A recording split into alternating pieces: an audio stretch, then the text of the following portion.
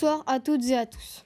Aujourd'hui, notre journal télévisé vous propose une édition spéciale environnement. Hier, nous avons reçu une vidéo envoyée du futur par nos arrière-petits-enfants. Ces images alarmantes nous ont incités à orienter tous nos reportages autour du changement climatique. Mais avant tout, écoutons le message de ces habitants du futur.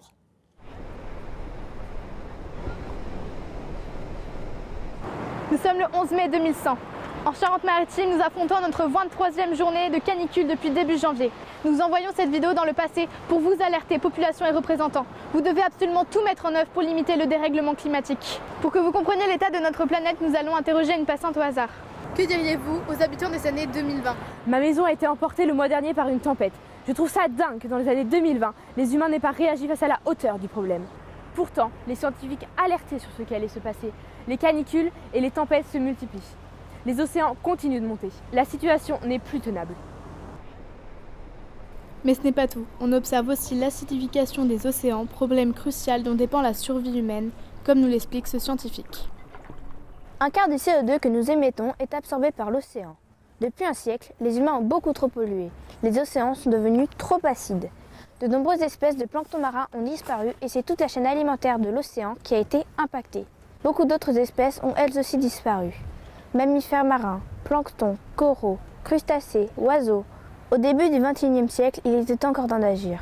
Mais aujourd'hui, c'est trop tard. En Charente-Maritime, les producteurs d'huîtres et les marins-pêcheurs ont été très impactés par ce phénomène et sont confrontés aussi aux conséquences de la surpêche et de la consommation outrancière des ressources marines. Allons interroger ces pêcheurs. Que diriez-vous aux habitants des années 2020 ? Consommer plus responsable. Arrêtez la surpêche, arrêtez de ratisser les océans et d'épuiser les espèces marines. Expliquez-nous la surpêche et ses conséquences. Au début du XXIe siècle, c'était très courant dans beaucoup d'endroits du monde. On pêchait des espèces menacées. On prélevait trop de certaines espèces, ce qui perturbait la chaîne alimentaire. Les poissons d'élevage, on les bourrait d'antibiotiques. Et le pire, c'est qu'on avait le choix de faire autrement. Vous savez, je n'ai jamais pu manger de maquereaux de ma vie. Ils sont devenus des aliments de luxe et je n'en ai jamais pris dans mes filets. Dans notre famille, on est pêcheurs depuis 3 générations. Ce bateau, il appartenait à nos arrière-grands-parents, Florence et Jean-Christophe. Ils avaient décidé de s'engager dans la pêche durable avec des techniques responsables. Ils ont été parmi les premiers à vendre à des réseaux de consommateurs engagés. Mais à l'époque, la plupart des consommateurs ne réfléchissaient pas. Ils voulaient tous de la dorade, du bar, du thon, du saumon et ils boudaient des espèces moins connues et pourtant savoureuses. La vieille, le congre, l'aubrine, le taco. Du coup, cela augmentait la pression sur certaines espèces. L'état des eaux est abominable, mais tous les secteurs sont impactés. L'agriculture, la forêt, les ressources en eau douce. On vous envoie cette vidéo du futur. Réagissez avant qu'il ne soit trop tard, ne nous abandonnez pas. Ce message du futur est alarmant. Il pointe le doigt sur notre responsabilité en tant que consommateurs. Notre envoyé spécial est allé à la rencontre de passants du marché de Royan pour les interroger sur leurs habitudes de consommation. Comme tous les matins de l'année, le centre-ville de Royan ouvre les portes de son joli marché. Les habitants et les touristes se pressent pour s'approvisionner. Mais ont-ils toujours conscience de l'impact écologique de leurs achats ? Bonjour, qu'avez-vous acheté dans votre cabas aujourd'hui ? Alors j'ai acheté un concombre, des poivrons pour faire un taboulé et aussi des pêches pour faire un crumble. Mes enfants adorent ça. Savez-vous d'où viennent-ils ?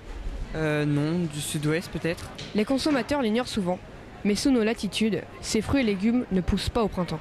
Ils ont probablement été cultivés sous serre chauffée. Au sud de l'Espagne, dans la région d'Almeria, des serres s'étendent sur une surface grande comme 3 fois Paris. Qui dit serre chauffée, dit consommation importante d'énergie, émissions de gaz à effet de serre et donc réchauffement climatique. Bonjour, que venez-vous d'acheter aujourd'hui ? Bonjour, j'ai acheté des mangues, des bananes, un ananas et des fruits de la passion. C'est plein de vitamines pour se remettre de l'hiver. Savez-vous où ils ont été produits ? Oui, ils viennent des Antilles, de Guadeloupe.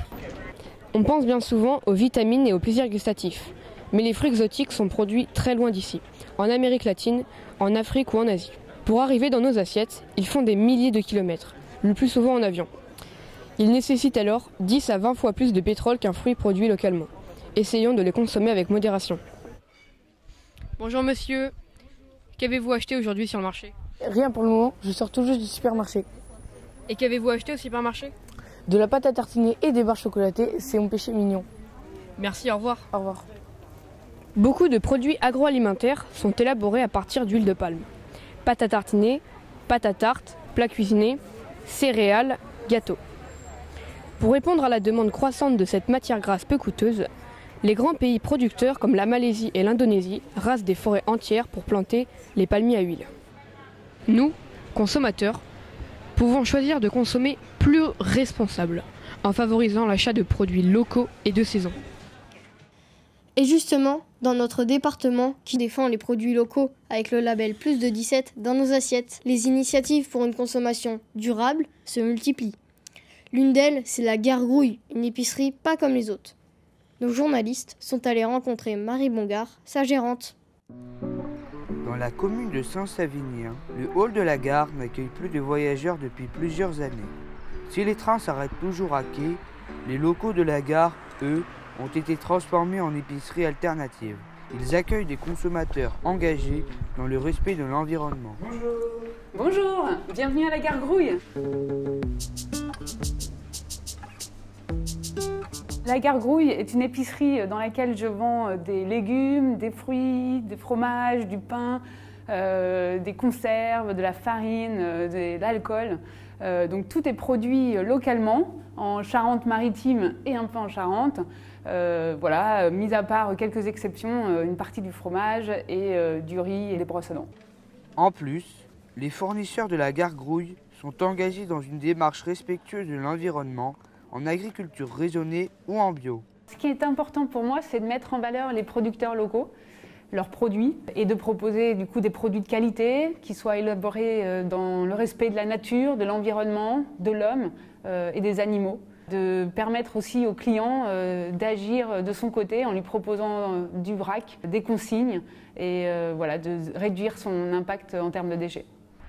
Ce matin, Anne Fichet, des Graines Buissonnières, vient livrer de la tisane, des aromates et de l'eau florale à la Gargrouille.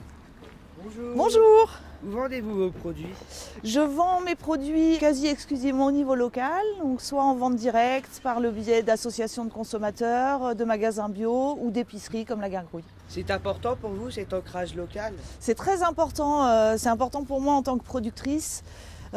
Puisque je travaille sur Saint-Savinien, donc ça permet aux habitants du village de trouver mes produits ici. C'est important aussi pour moi en tant qu'habitante de Saint-Savinien et consommatrice, puisque ça me permet aussi de me nourrir principalement avec des produits locaux. Bonjour, vous allez bien? Bah oui, et vous? Ouais, ça va, merci. À la Gargrouille, il y a une clientèle d'habitués. C'est le cas de cette dame. C'est important pour moi de soutenir les producteurs locaux et engagés. Je sais que mes achats ont un impact positif sur mon environnement, ce qui n'est pas toujours le cas dans les grandes surfaces. Les prix vous semblent-ils raisonnables? Certains produits sont un peu plus chers qu'en grande surface, mais c'est pas la même qualité. Je sais que les produits sont bons pour ma santé et les producteurs sont rémunérés à la hauteur de leur travail. Et vous trouvez tout ce que vous recherchez? Pas tout, mais presque. L'épicerie est petite, mais on trouve beaucoup de choses. On peut même voir un appareil à raclette ou une boule à facettes pour 1 €. La Gargrouille est aussi un lieu de partage et de détente.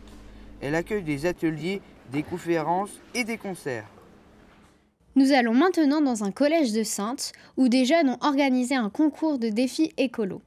L'objectif, proposer le plus d'idées audacieuses pour réduire notre empreinte de carbone.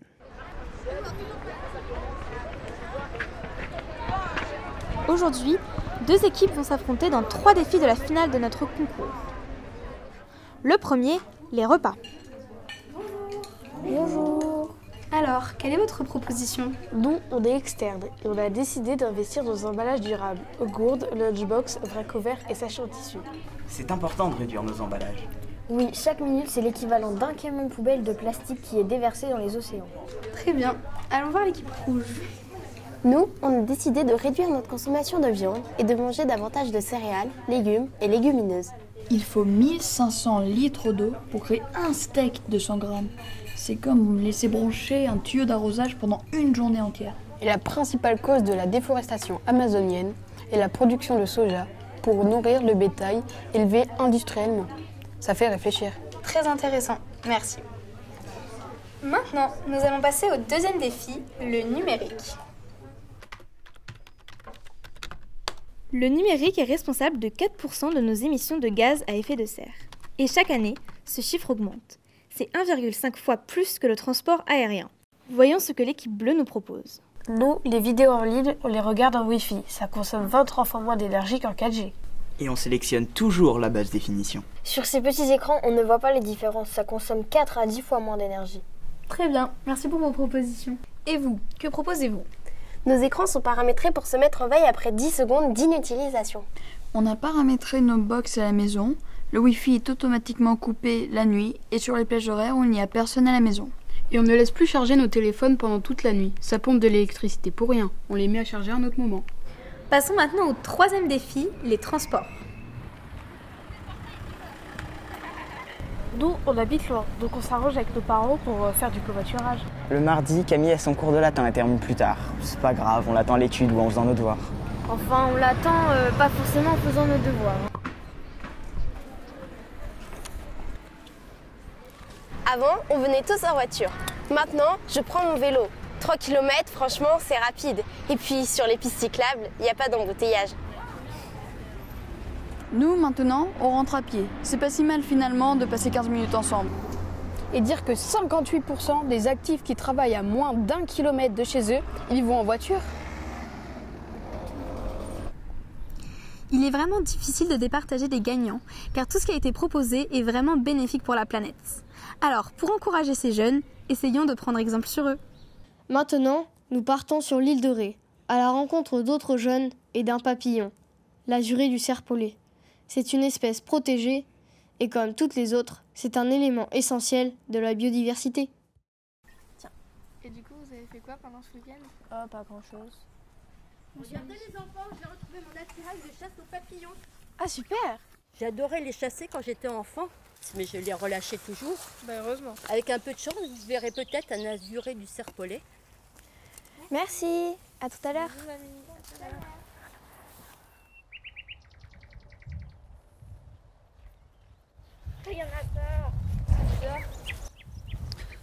Bonjour. Vous savez que vous êtes sur un terrain du Conservatoire du Littoral? J'aimerais savoir ce que vous faites. On chasse l'azuré du serpolet. Vous savez que c'est une espèce protégée, il faut une autorisation officielle pour le capturer. Ah, désolé. Bon, ça ira pour cette fois. Vous venez avec moi, je vais vous montrer un site où on peut en trouver. Vous voulez venir? Ouais. Allez, suivez-moi. L'éco-garde leur explique qu'ils sont au bon endroit pour trouver ce papillon, mais qu'ils sont un peu en avance. Regardez, l'azuré du serpolet dépend de tout un écosystème. Ah oui? Et oui, le papillon va pondre sur une plante, le serpolet, donc c'est cette plante-ci. Il va pondre un œuf, donc sur sa fleur, et de cet œuf va sortir une chenille qui va se nourrir de cette plante. Peu de temps après, la chenille se laisse tomber au sol et va émettre soit des sons, soit des phéromones, en tout cas quelque chose qui va attirer une fourmi, la Myrmica sabuleti. Un nom un peu particulier. Ensuite, la fourmi récupère cette chenille, l'emmène dans sa fourmilière sous terre et va le nourrir. À peu près vers la mi-juin, le papillon sort de terre et s'envole. Il a une vie très courte. C'est vrai. Il a jusqu'à début août pour se reproduire. Ah, c'est fou. La plante, la fourmi et la larve de papillon forment un cycle. C'est à peu près ça. Si une des 3 espèces disparaît, derrière, tout est déréglé. 80% des insectes auraient disparu d'Europe depuis ces 30 dernières années. Cela aurait contribué à faire disparaître plus de 400 millions d'oiseaux, mais aussi des hérissons, des lézards, des poissons, qui dépendent tous de cette nourriture. Qu'est-ce que vous faites pour protéger ce papillon? Nous, les éco-gardes, nous inventorions les espèces, nous observons aussi leur milieu afin de mieux les connaître. C'est cool. Oui, en fait, comme le papillon pond sur la plante, le serpolet, nous mettons en œuvre des mesures de gestion pour favoriser cette plante. D'accord. Au printemps, avant la floraison du serpolet, nous allons réaliser une fauche sur toute la parcelle afin de limiter la ronce. On va essayer de capturer ensemble une fourmi, vous venez? Oui. Alors on avance tout doucement, faut pas lui faire peur, hein, surtout. L'éco-garde met des appâts au sol pour les attirer. Il attrape les fourmis avec un aspirateur à insectes. Une fois rentrés au laboratoire, l'éco-garde pourra les observer. Ouais, elles sont marrantes. Et nous, on peut faire des choses pour protéger les insectes? Et oui, en fait, il faut éviter de construire dans les espaces naturels. Sur l'île de Ré, on a une volonté politique forte qui fait 80% du territoire est inconstructible. C'est énorme. Et nous, les 8 éco-gardes, nous mettons en œuvre des mesures de gestion pour favoriser les espèces et protéger leurs habitats. Super, merci. On reviendra en juin observer l'azuré du serpolet. Ça marche. Merci à vous. Bonne journée. Bonne journée. Au revoir. Benjamin Carboni, lui, a créé le projet Clean Walker pour protéger l'environnement. Ce youtubeur propose de partir sur les routes pour ramasser des déchets. Il a écrit un livre, le déclic écologique, dans lequel 18 personnalités engagées racontent leur prise de conscience écologique. Son projet a éveillé bien des consciences. Et justement, partons à la rencontre de jeunes de La Rochelle qui, eux aussi, veulent agir contre la pollution marine. Oh, c'est avec ma fille Carlito. C'est incroyable. Il doit nettoyer tout. Tout Paris, ouais, c'est énorme. C'est beaucoup. Hein. Sauf que lui, Benjamin, lui, il fait toute l'Europe. C'est encore plus gros. Ces jeunes sont si impressionnés par le travail de Benjamin Carboni qu'ils se sont débrouillés pour trouver son téléphone et le contacter. Bonjour. Bonjour. Salut. Vous allez bien? Oui, toi. On a vu les climocs que tu as organisés à travers toute l'Europe. Et on habite à La Rochelle et on voudrait agir nous aussi. Qu'est-ce que tu nous conseilles? Il y a plein d'actions locales à La Rochelle et il y a notamment l'association Écomère qui organise des ramassages de déchets. On devrait aller voir. Ouais, vous devriez vraiment aller les voir et en plus j'ai vu qu'ils avaient ramassé plus d'1 tonne sur le vieux port, donc franchement allez-y, foncez. Ah ouais, c'est énorme. C'est énorme. Bah on y va. Hein. On devrait y aller, ouais. Merci beaucoup. Au revoir. Au revoir. Les jeunes partent sur le port rencontrer les bénévoles de l'association. Bonjour. Qu'est-ce que vous faites? Alors là, on est en train de couper des vieilles voiles de bateau pour les réutiliser, sinon elles sont jetées. D'accord. Ah, et vous en faites quoi? Bien, vous allez voir le président de l'association qui est dans la boutique et il va vous expliquer. Ok, merci. Au revoir. Bonjour. Bonjour. Bonjour. Il a l'air bien ce pouf. Oui, c'est un pouf en voile recyclé avec du liège broyé à l'intérieur. Ah, trop bien. Et ça, c'est des poches à huîtres, puisqu'on en trouve 100 tonnes qu'il faut valoriser chaque année. Et on pourrait éventuellement participer au ramassage de déchets que vous organisez? Ah bah avec grand plaisir. Allez, on y va, c'est parti. Super. Allez. C'est parti pour une collecte. Ah, voilà, regardez, il y a plein de déchets. Il y a une bouteille en plastique. Pas très propre. Vas-y, va la récupérer. Et ben voilà, ça, tu viens d'éviter un déchet qui a 400 ans de durée de vie dans les océans. Ah, c'est long. Il y a plein de mégots. Les mégots, ils viennent de la pollution de la terre, puisque les mégots, ils sont jetés par les humains. Comme il y a des cours d'eau, ben, tout se jette à la mer. Et donc, malheureusement, un mégot, ça pollue beaucoup. Ah oui? Ça pollue 500 litres d'eau pour un petit mégot comme ça. Merci pour les poissons. Hein. Oh, en ce moment, on a un gros problème, c'est les masques. On en ramasse à peu près 25 environ. Écœurant. À chaque ramassage. Et sachant qu'on fait 3 ramassages par semaine. Ça fait beaucoup. Hein. Et vous en faites quoi des déchets collectés? Donc on essaye déjà de les extraire. Et puis après, on leur trouve un exutoire. C'est décourageant. Hein. Ouais, mais c'est décourageant, mais il faut continuer quand même. Hein. Allez les enfants, en tout cas, il y a une chose qu'il faut qu'on retienne, c'est qu'il y a de l'espoir. Demain, vous pouvez changer les choses. Il faut penser réutilisation. Vous n'achetez pas une bouteille en plastique, vous avez une gourde. Vous n'achetez pas forcément une brosse à dents unique, vous achetez une brosse à dents qui peut être recyclée, réutilisée. Et puis pareil pour les emballages. On fait du réemploi, on fait du recyclage. Allez, on y va? Ouais. Merci beaucoup. Au revoir. Au revoir. Bon courage. Au revoir. Salut les enfants. À plus. Merci. Nous vous remercions d'avoir choisi notre journal pour vous informer. Nous espérons que toutes ces expériences vous ont donné des pistes pour agir à votre échelle. Bonne soirée.